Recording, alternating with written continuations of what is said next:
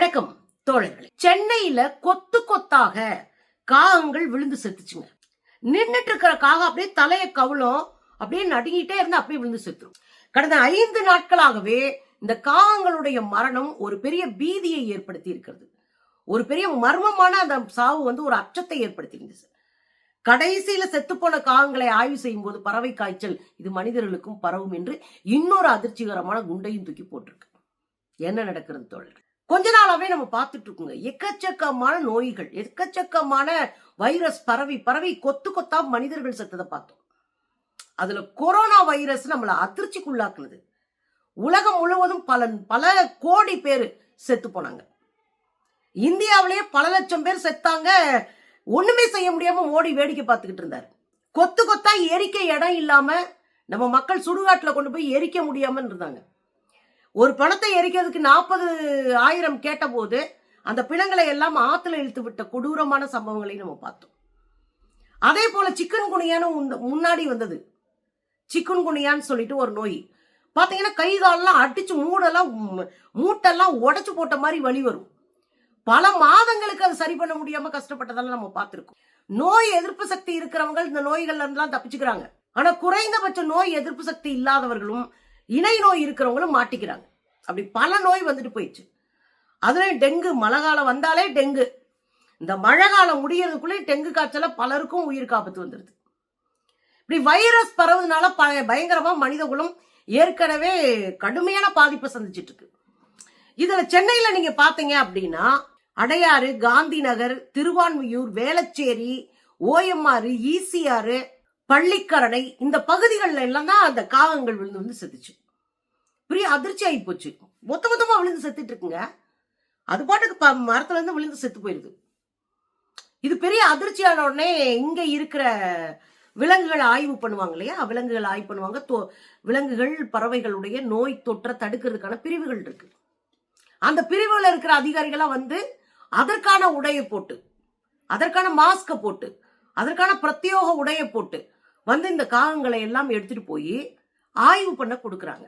காஞ்சிபுரத்துல இருக்கிற நோய் தடுப்பு புலனாய்வு குழுவினர், இந்த கால்நடைகளுக்கான நோய் தடுப்பு புலனாய்வு குழுவினர் தேசிய அளவுல இருக்கிற விலங்குகள் நோய் கட்டுப்பாட்டு அமைப்புக்கு இதை அனுப்புறாங்க. இதை ஆய்வு பண்ணி சொல்லுங்க அப்படின்னு.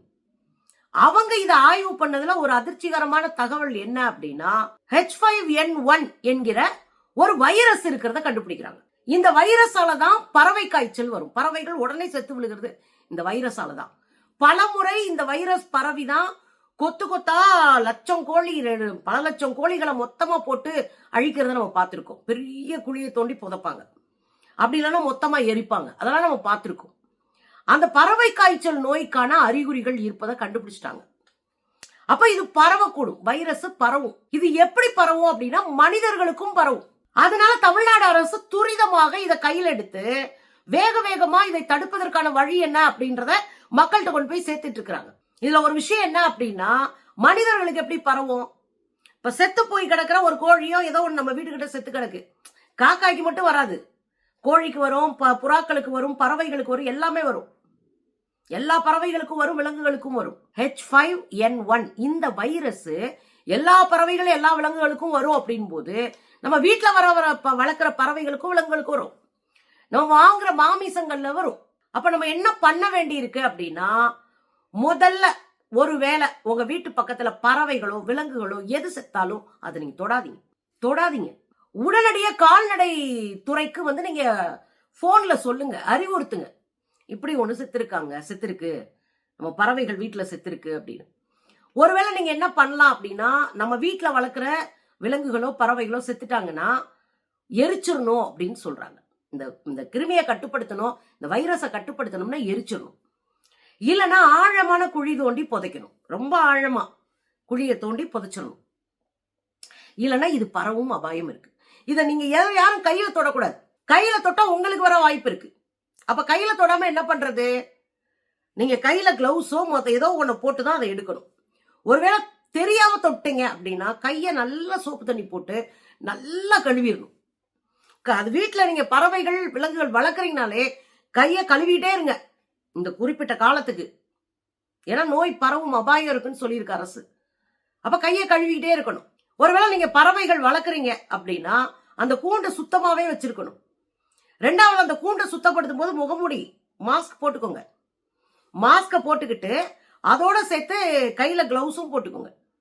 அதை சுத்தம் பண்ண உடனே நீங்க கழுவுங்க. அடிக்கடி கை கழுவிட்டே இருங்க. அப்பதான் நோய் பரவாம தடுக்க முடியும். சரி, வேற என்ன மாதிரி பரவுனா, கோழிக்கறி இதெல்லாம் வாங்குறோம். காடை, கௌதாரி இதெல்லாம் நம்ம எல்லா பறவைகளும் சாப்பிடுவோம். அப்ப இந்த பறவைகளுடைய கறிகள் நீங்க வாங்கிட்டு வர்றீங்க அப்படின்னா மாமிசத்தை மஞ்சள் போட்டு நல்லா கழுவிட்டு நல்லா வேக வச்சு சாப்பிடணும். நீங்க கிரில் சிக்கன் சாப்பிட்றோம், கிரில் பண்றாங்க அப்படின்லாம் சாப்பிடக்கூடாது.